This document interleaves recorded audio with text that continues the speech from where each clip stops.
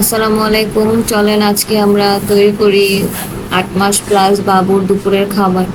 আমি প্রায় এই খাবারটা আমার বাবুকে দিয়ে থাকি।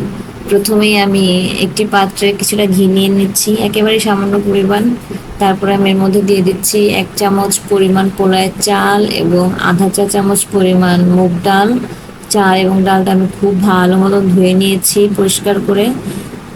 এই ঘিয়ের সাথে চাল ডালটা কিছুক্ষণ নেড়ে ভেজে নেব। এবং আমি এর মধ্যে কিছুটা সবজি ব্যবহার করব। সবজি হিসেবে ব্যবহার করছি আমি মিষ্টি কুমড়া এবং গাজর। সবজি এবং চাল ডালগুলোকে আবার কিছুক্ষণ ভেজে নেব। ভেজে নেওয়ার পরে আমি এর মধ্যে দিয়ে দিব পরিমাণ মতো পানি। যতটা আমার মনে হয় সেদ্ধ হতে প্রয়োজন ঠিক ততটাই আন্দাজ মতন পানি দেওয়ার পরে এটাকে আমি বলক আসলে ঢেকে দিব। ঢেকে রান্না করব প্রায় 8 থেকে 10 মিনিটের মতন।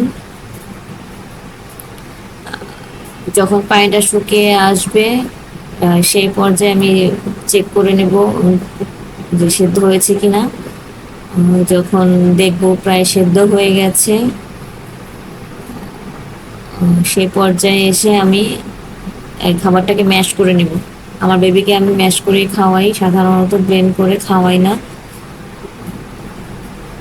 এই তো সেদ্ধ হয়ে গিয়েছে সব কিছুই খুব ভালো মতন। এবার আমি ম্যাশ করে নেব। ম্যাশ করতে করতে আপনাদের কাছে ছোট্ট একটি রিকোয়েস্ট, আমার ভিডিও যদি আপনাদের ভালো লেগে থাকে তাহলে অবশ্যই কমেন্ট করে জানাবেন। আর যে যেখান থেকে দেখছেন আমাকে কমেন্টে বলবেন। যদি ফেসবুক থেকে দেখে থাকেন তাহলে অবশ্যই ফলো করবেন।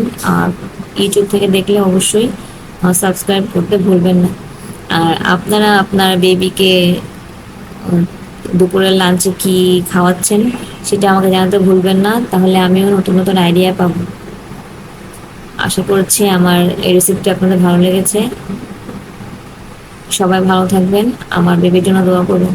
আসসালামু আলাইকুম, আল্লাহ হাফেজ।